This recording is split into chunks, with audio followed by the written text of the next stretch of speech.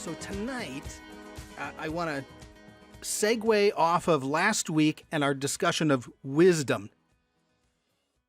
There was a brief discussion of, how do you define wisdom? Like in our world today, we think of practical wisdom, that's skillful living. We think of insights from God as divine wisdom. But in Jesus' day and in Israel, up until probably recently, there was no difference. Everything comes from God.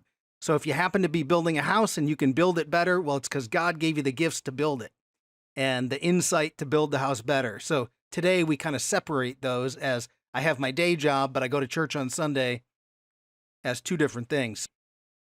All right, so we'll talk a little bit about the wisdom and then look at if we can look deeper into those 10 commandments. Do they tell us something that we haven't quite seen before? And of course, the answer is probably yes, or we wouldn't be here tonight. So this picture, the painting in the background, Jean-Léon Gérôme, and that's Moses on Mount Sinai, painted around 1900. I saw one website said 1900, another one said 1895 to 1900. So that's Moses on Mount Sinai. I'm not sure what's going on with the laser light show coming out of Moses's head. Moses is often depicted as having, it looks like horns coming out, but it's like the light of insight as Moses is having his mystical experience meeting with God. So that'll be our background as we talk about the 10 commandments that Moses is going to receive. So this is part 20. Good time to take a break on an even number, and it's summer, first day of summer, and 20 is a multiple of 10, so it all makes sense somehow. But Exodus, part 20, and the wisdom of the 10 commandments, emphasis on wisdom. So as we go into this little review here, we want to remember that we're looking for insights. I didn't put this on your sheet, but to start out with just a brief review of last week and a definition of wisdom. So divine wisdom. In the Bible, divine wisdom in the ancient times was always thought of as a gift from God. That's one. It's delivered from God. It's information from God. And the information comes as, and this is an important word, insight. So it's an insight. What's insight? Well, it's inner sight. The light bulb in somebody's head goes off. God gave me insight into why this is so important. God gave me insight into the nature of reality. And what I mean by that is God created the cosmos, but we don't always understand his creation, how it functions. So one thing would be an insight to the nature of reality is that this lifetime continues on even after your body passes. That's good insight to have. That means you start living wisely. The fear of the Lord is the beginning of wisdom. It's when you recognize the reality of who God is that you begin to have insight into the nature of things. So to say there's no resurrection is, well, it's terrible because there's an afterlife. And we have to live that way as if this life matters. Insight into God's will so that we understand, I have a new insight into how I live. When we can receive wisdom from God, it solidifies our faith. You can stand stronger in the times of testing because you've received that wisdom directly from God.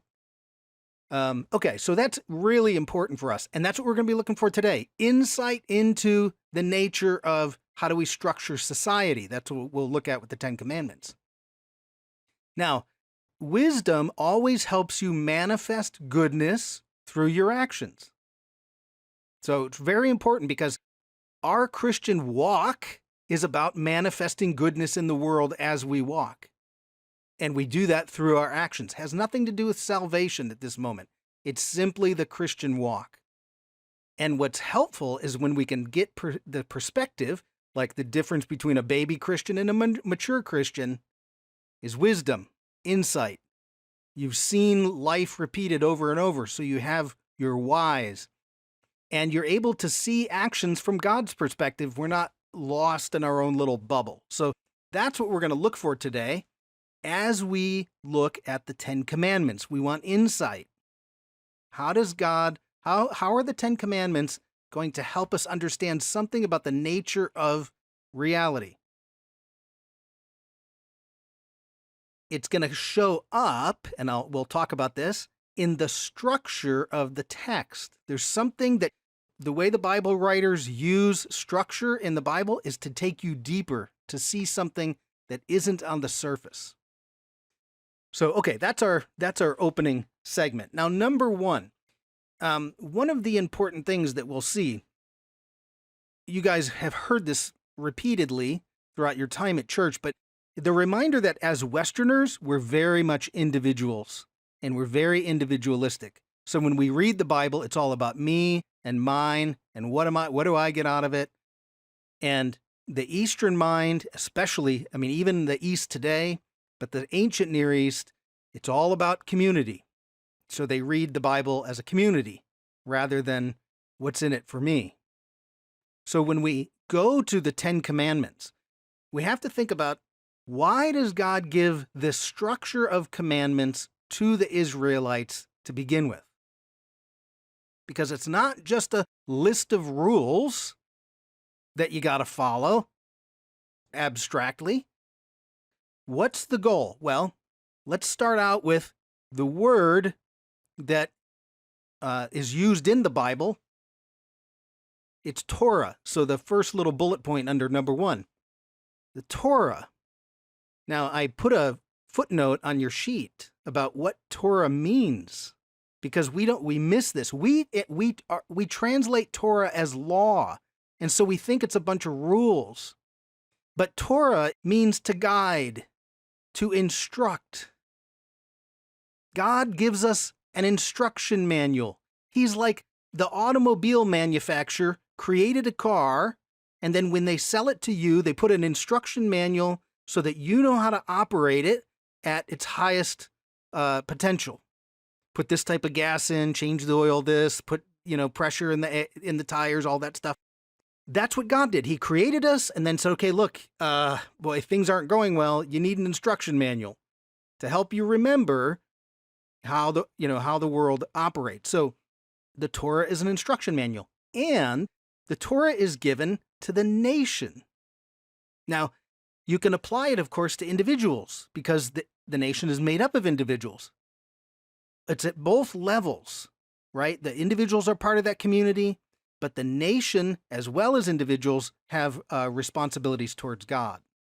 And these books, the Torah, creates a covenant relationship between God as a king and Israel as the vassal.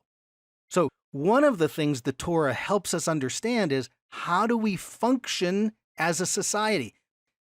As the Israelites are coming out of slavery, post-slavery, they're a gaggle. They're a mob. They have no structure. They have no governance. And so God's going to have to put some things in place, and he does it through the use of covenant.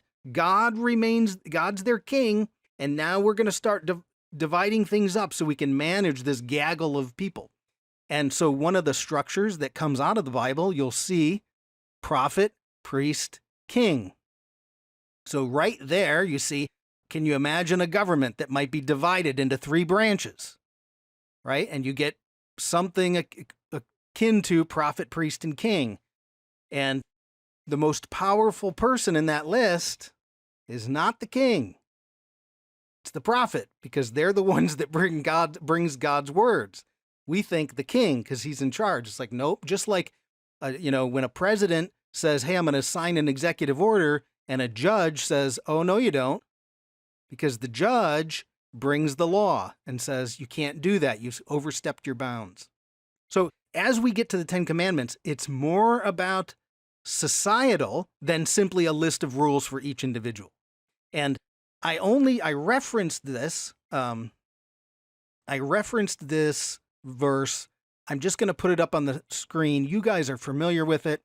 It's Exodus 19:5. Oh, why don't you do this? Why don't you turn to Exodus 19:5, and then you'll have Exodus 20, open in your Bible, because we'll be at the Ten Commandments.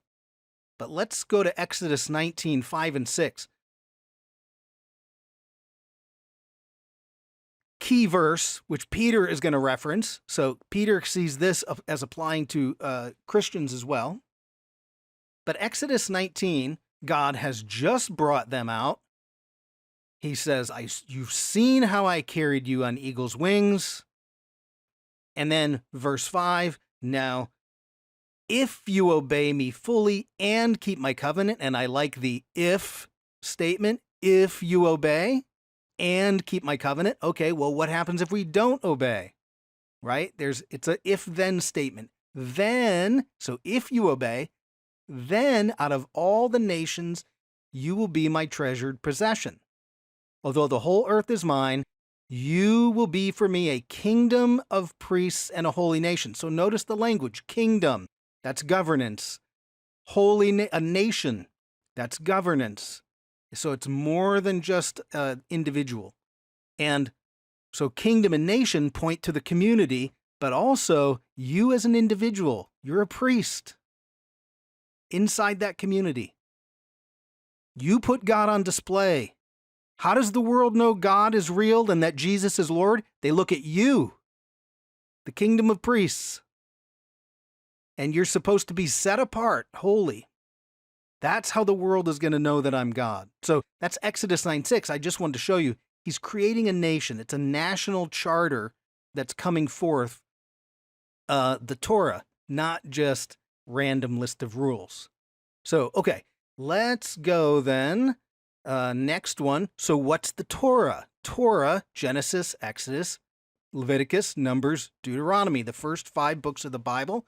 We call the books of Moses, leading up to the point where Joshua is going to take over and take them into the promised land. So in that, you get all these commandments, yes? List of commandments. So many say do this, so many say don't do this.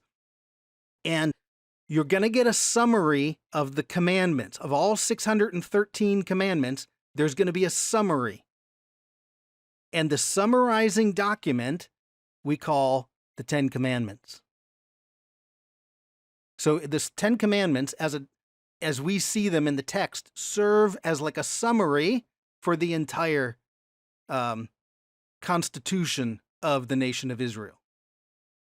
So what I want you to think about tonight is, as we approach this in a way that you've probably not considered, is that it's going to talk about, if there's going to be a structure to the 10 Commandments, it's going to be about society, because that's what God's doing. He's creating a nation.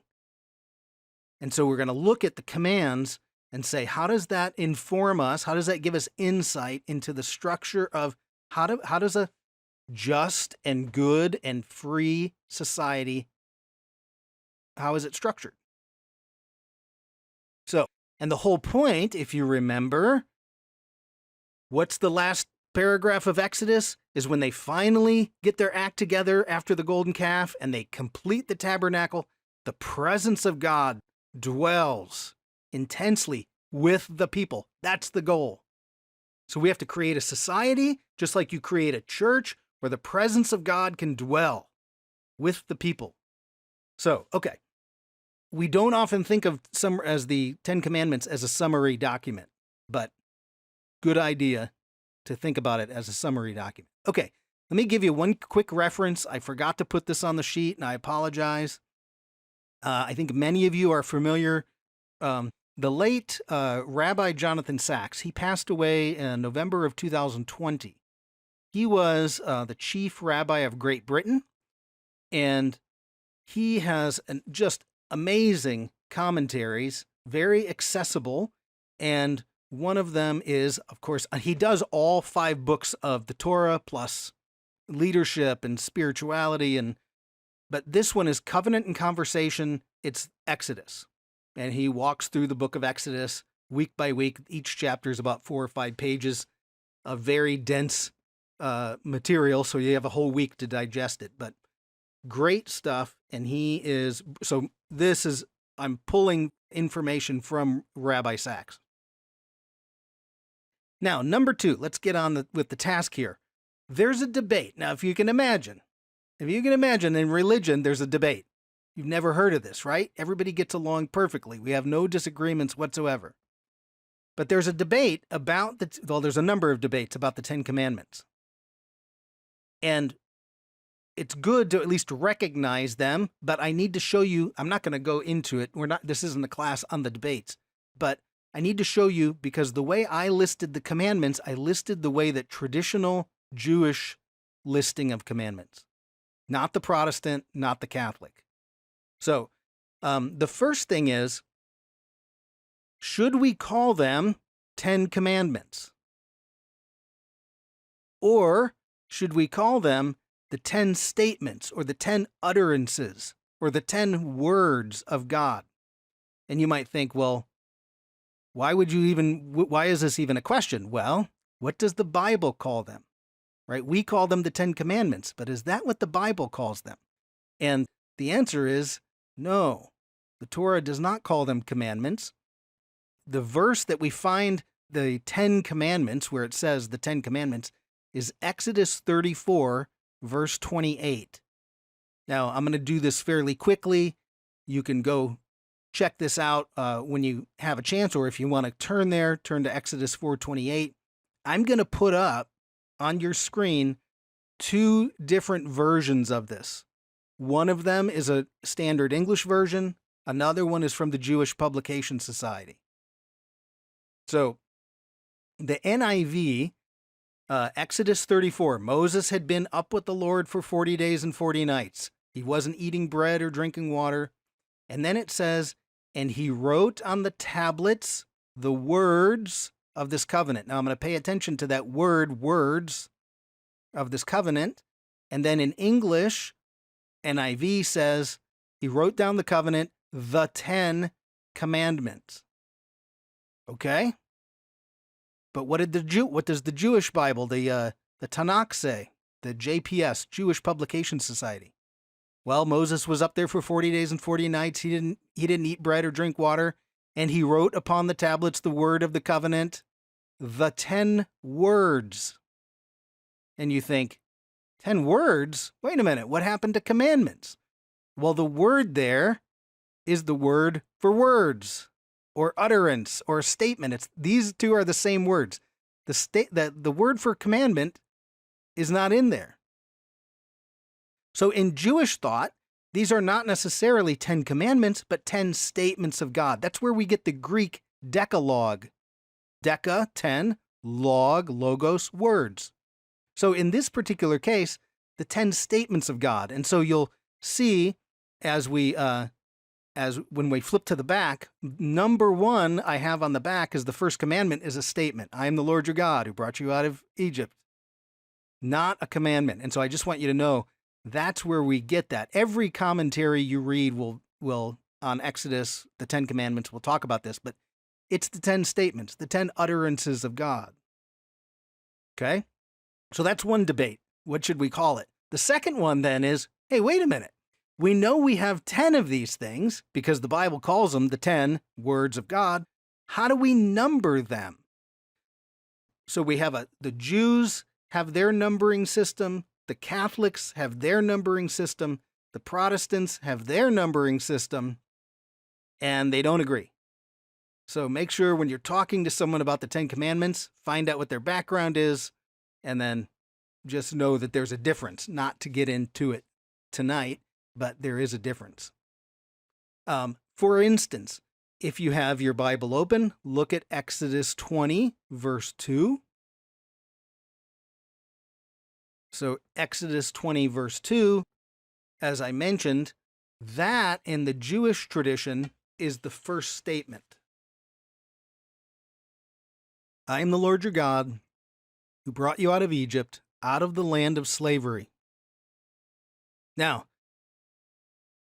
we're not trained to think this way, but you read a sentence like that, the very first question we should all ask is, why did God have to say those words? Why did God just have to tell them, I'm the one who brought you out of Egypt, out of the land of slavery? This isn't more than 45 days they've been in Egypt. It was 45 days ago. Why does God have to remind them that he brought them out of slavery. How quickly do we forget? And God says, I just brought you out of slavery, so don't forget. But how quickly life goes by when God does something for you, and a few days later, you've completely forgotten that God acted in our lives. So it's interesting that even right off the bat, God is reminding them, don't forget, 45 days ago, you were a slave, and now you're free. So we think, how could they forget that? Well, that's how we are too. So, okay. So what do we have? How are they numbered, right? So I have a little bit different numbering. The 10 Commandments or statements, that's the other debate. And then finally, the last debatable topic here is structure and why structure is important. So in the Bible and in a lot of ancient writing, biblical writing often has an underlying structure to the Hebrew. Often it's difficult to see in the English, but in the Hebrew, you can definitely see a structure. It might be something with a word change, something poetic that rhymes, words that sound alike. It might be sentence structure. One of the things that the authors, when they wrote the Bible, will do is they'll have like 5 sentences or 6 sentences that all start the same grammatical structure. You get to the 7th one and everything's switched. And if you're listening to that or reading, it jumps out at you. So structure is important. When the author puts structure in something, he's driving you deeper into the text so that you'll see something that you don't see at the surface. And that's really key to know the structure. So what's the structure of the 10 Commandments? Typically, when you think of 10 Commandments, how do we divide them, right? Typically, we get something like this, because the Bible tells us there were 2 tablets and there's 10 commandments. Well, I'm a logical person. 2 tablets, 10 commandments, 5 on each one. So you get 5 on this side because they're written in Hebrew and 5 on this side.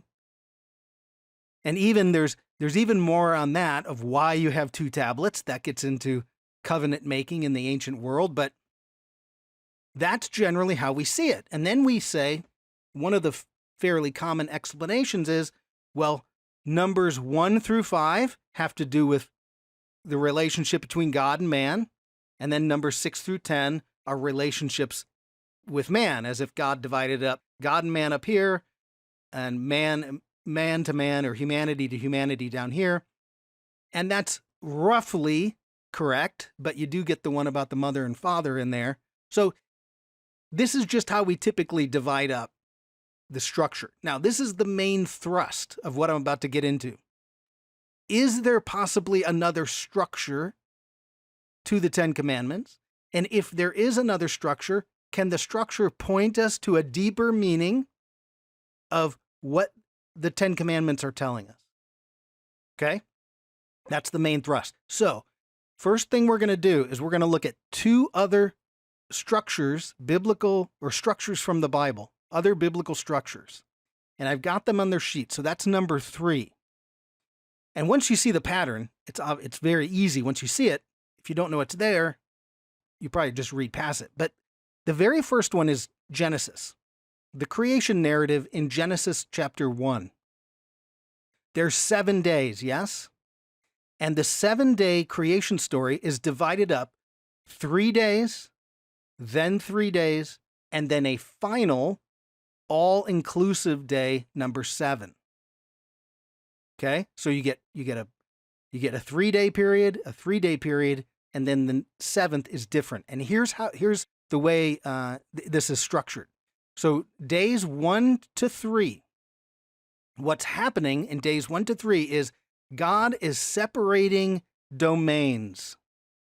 He's separating. It's all about separating. He divides day and night, or light and darkness. Day 1.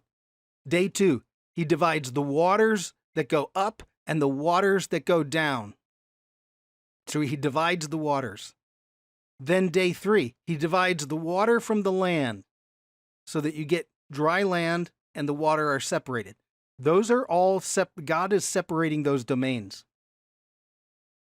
Then the next 3, 4, 5, and 6, what does God do? He fills each of those domains.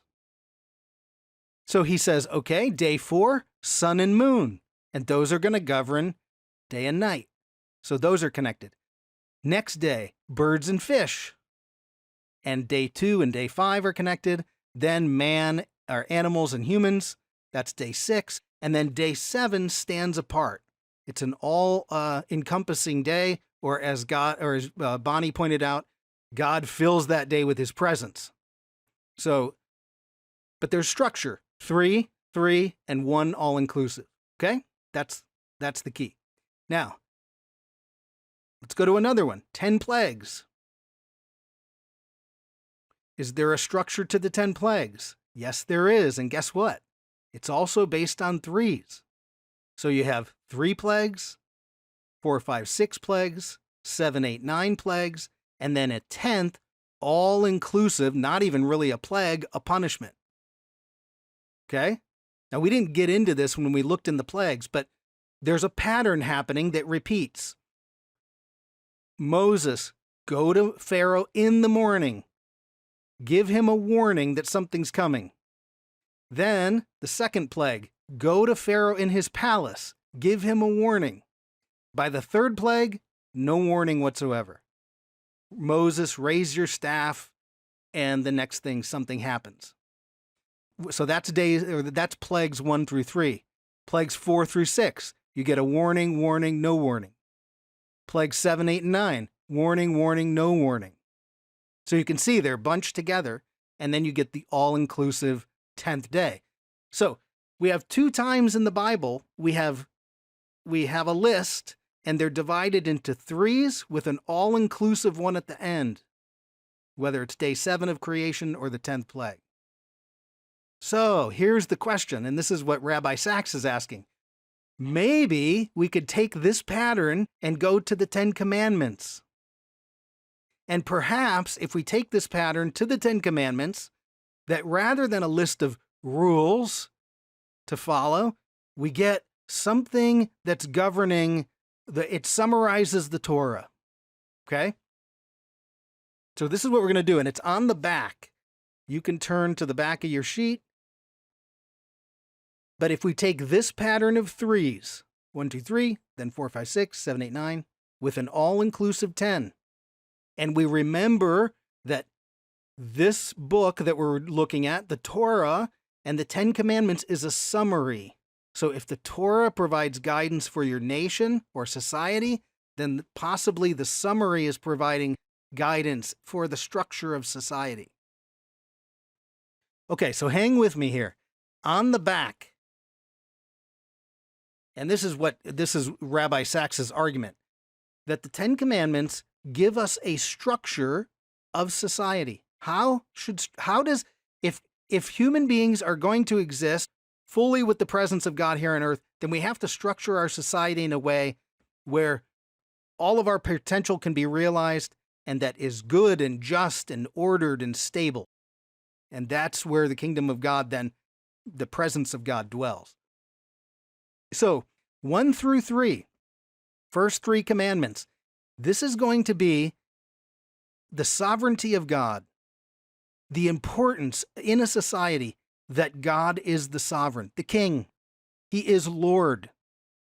And the reason that's so important is everyone is accountable to the higher authority. In the ancient world, the king wasn't accountable to a higher authority. That's the Pharaoh story. No, Pharaoh. You're not above judgment. All your actions will be judged. So, for a society to exist, politicians must know that there's a higher authority above them, that they will be called to account for their actions. Rabbi Sachs, he says, when God's in this position, it places moral limits on power. If there is no God, there are no moral limits on power. You do whatever you want, and there's no stopping you. So, what are the first 3 commandments? Well, I'm choosing the Jewish way. I am the Lord your God. You shall have no other gods before me. And then the explanation of that is, don't make one out of wood or gold or anything like that. that we normally treat that as a commandment. So 1, I'm the Lord your God, have no other gods before me. And oh, by the way, even if you believe in me, don't misuse my name. Don't, in the name of, this is where I think the church, for some of our actions in the Middle Ages, in the name of Jesus, in the name of the Christian church, if you don't go along with us, we kill you. And it's like, well, I'm not sure if that's what Jesus meant by love your neighbor as yourself, but, maybe that's an interpretation. But this is the point. Even if you believe in God, don't misuse that name for your own power.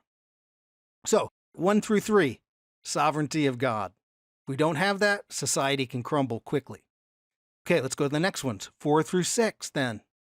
And this is Rabbi Sachs's words, the sanctity, or he uses createdness. I added the sanctity of createdness. We have to be thankful for the creation. God created us. Isn't that good? And yet people go through life. What's the point? And we're dejected and suffering and, So there's this, you have to have the sanctity of createdness. Celebrate creation, that God created us. That this is a unique time that we have on this earth, that it doesn't end in this life. But there's the celebration of creation, the sanctity of life. And I put this, I wrote it out a little bit more on your handout. Despite the inherent suffering of being, right? We're all born limited, and therefore we suffer, that we call God, this creation, good. Because if you can't do that, you'll get crushed and you'll be bitter and angry and vengeful and violent and all of that. So we recognize the goodness of creation. So what are the commandments? Well, remember the Sabbath. The Sabbath is all about celebrating creation. Aren't you excited that God created the world? Let's celebrate it by giving everybody a day off. Then there's honor your father and mother. It's the sanctity of being born. Genesis 1 is so unique. God creates man in his image, and then it says, in his image, male and female. And then from that point forward, with the exception of Jesus, every other human being is created by a male and female. And that is the fullness of the image of God as a mother and a father. That's how God is creating the world. So the image of God, male and female, means mother and father and mother. That's the only thing that can create another human being, and it's the thing that's most like God here on earth, a marriage. So it's recognizing the life. And then, of course, number 6, do not murder. That's the sanctity of life. If you have a society that doesn't recognize the sanctity of life, the place is going to crumble. If we can't even take serious how to treat people and take do not murder seriously. So the sovereignty of God, the sanctity of createdness. And then we're going to get the next few commandments are the pillars of a stable society. And all of us, I think, we can look into our society here and say, family, property rights, the Bible is very concerned with property rights because that's how you maintain your liberty, is by having property rights. You're not allowed to move the boundary stones because you want a bigger field. You got to put them back. And if you sell your land, you get it back in the 7th year because your property rights are important. Family, property rights, and justice. And these are pillars of a society that is free, that is just, that is good. If these get degraded, everything goes downhill. So you have the commandments. Do not commit adultery. That's an affront to the family. Do not steal. That's an affront to property rights. And number 9, do not give false testimony. And we talked about that last week, about the power of truth-telling, the often difficulty of truth-telling. There's no freedom in a society if there's no justice. There's no doubt about that. There's no freedom if there isn't justice. But there's no justice without a group of people who will tell the truth, the whole truth, and nothing but the truth, and are committed to telling that. Because you can have a nation of liars and you don't get justice, even if you have a system that's supposed to create it, if everybody's lying in the system.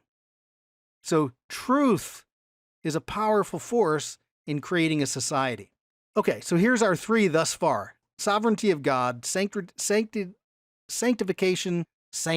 sanctity of createdness, and the pillars of a stable society.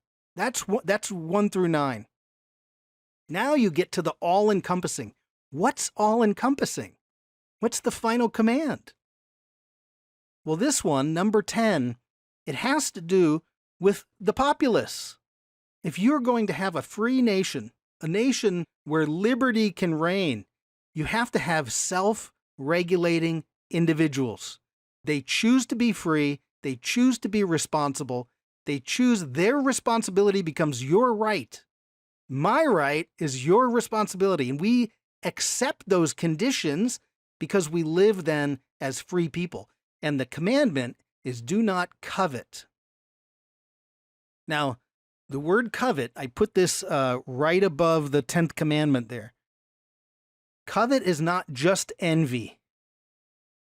Covet, this is what is in the theological word book of the Old Testament, is where I got this from. The inordinate, ungoverned, selfish desire. I think the key's there.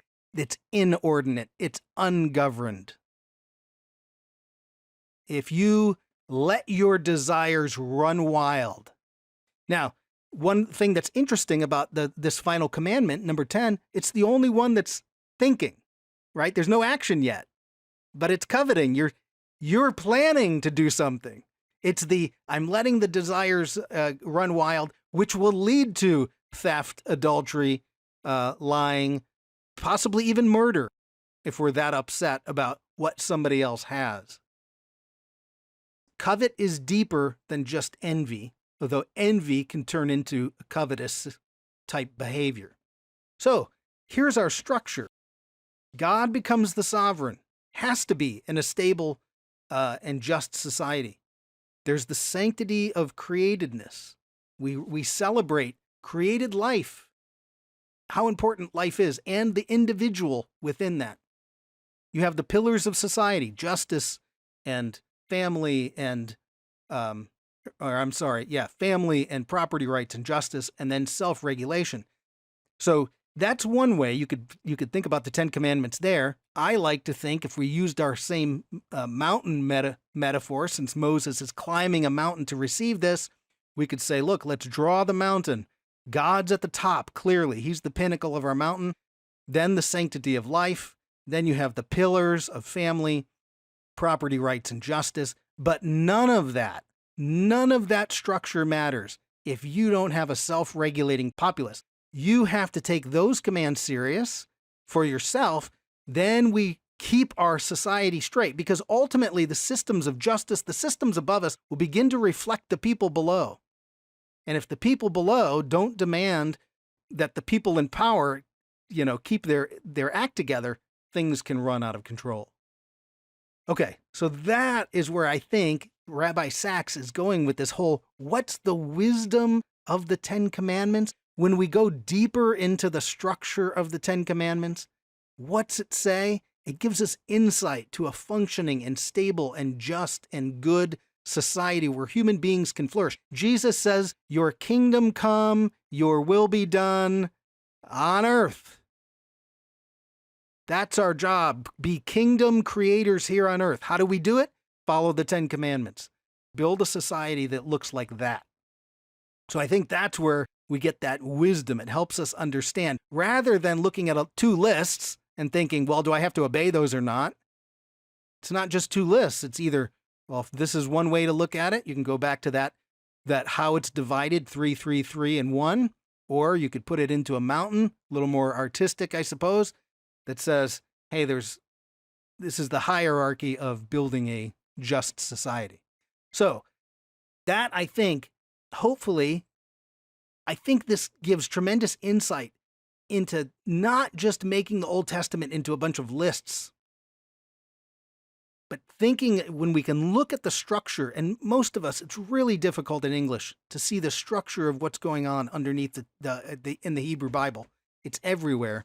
But I think when we can see that structure, it brings out something, wisdom. It gives us the insight to understand how we're supposed to live and how we should expect our society around us. If we want everyone to flourish as we ought to as Christians.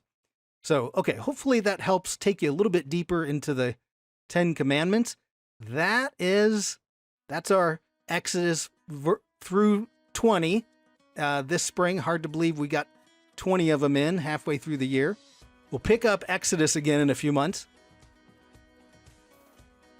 We hope you enjoyed today's lesson on the wisdom of the 10 Commandments, and that it helps you gain a deeper understanding of how important these commandments are and how we can integrate them into our lives. Fig Tree Ministries is a 501c3 educational nonprofit ministry. If our lessons have been valuable to you and have helped you with your study of the Bible, we ask that you support our work with a financial donation. Whether it's a one-time donation or you become a monthly supporter, we appreciate your generous gift. Donations are easy through our website, figtreeteaching.com, and you can become a regular supporter for as little as $5 a month. We've included a link to our donation page in the description section below. Online giving through our donation partner, DonorBox, is easy and secure. Establishing your DonorBox account will help you manage your donations, and it provides a convenient location to track your gifts throughout the year. And this will help you consolidate your donations when completing your annual tax return. We thank all of our donors for their generous gifts, and as you go out into the world today, may the words of Numbers 6 be with you. The Lord bless you and keep you. The Lord make his face shine upon you and be gracious to you. The Lord turn his face towards you and give you his shalom.